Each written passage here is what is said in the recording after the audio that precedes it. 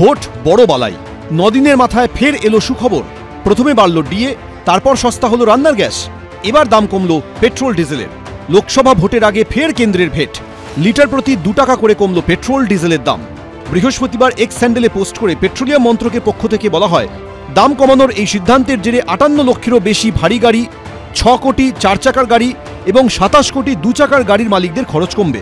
এরপরই x স্যান্ডেলে post করেন petroleum মন্ত্রী হরদীপ সিং পুরী। তিনি বলেন, পেট্রোল এবং ডিজেলের দাম লিটার প্রতি 2 টাকা করে কমিয়ে প্রধানমন্ত্রী নরেন্দ্র মোদী ফের প্রমাণ করে দিলেন যে কোটি কোটি ভারতীয়র কল্যাণ এবং তাদের সবচেয়ে ভালো পরিষেবা দেওয়াই সরকারের লক্ষ্য। শুক্রবার থেকেই দেশ জুড়ে জ্বালানির নতুন দাম কার্যকর হয়েছে। জ্বালানির দাম কমায় স্বস্তিতে সাধারণ মানুষ। বৃহস্পতিবার পর্যন্ত কলকাতায় পেট্রোলের দাম ছিল 106 টাকা 3 পয়সা। শুক্রবার সেই দাম কমে হয়েছে 103 টাকা 94 পয়সা। বৃহস্পতিবার ডিজেলের দাম ছিল 92 টাকা 76 পয়সা। শুক্রবার সেই দাম কমে হয়েছে 90 টাকা 76 পয়সা। অনেক বছর ধরে তো পেট্রোলের দাম বেড়েই ছিল, 2 টাকা কমানো মানে একটু তো সুবিধা হলোই। এটা ভালো সিদ্ধান্ত, পেট্রোলের দাম কমছে, কিন্তু এটা আরও কমা উচিত ছিল। আর একটু কমলে সাধারণ মধ্যবিত্তরা একটু স্বস্তি পেতেন। আর ঠিক ভোটের আগেই কমে, এটা আরও আগে কমে যাওয়া উচিত ছিল।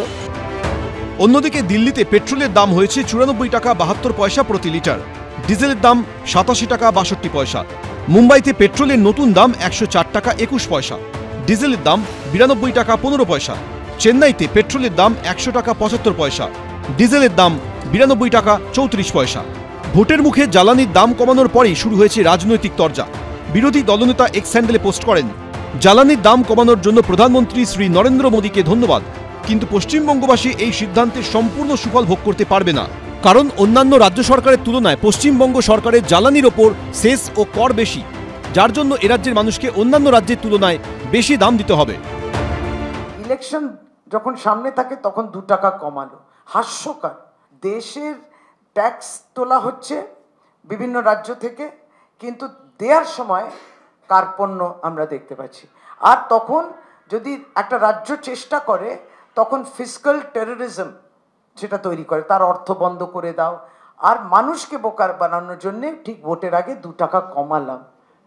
আপনারা এখনো লাভবান জায়গা রয়েছে, এই 2 টাকা কমিয়ে কারোরই কোনো সমস্যার সমাধান হয়নি।